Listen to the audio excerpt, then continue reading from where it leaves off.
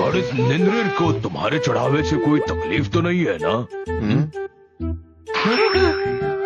अभी के लिए यही दे देता हूँ।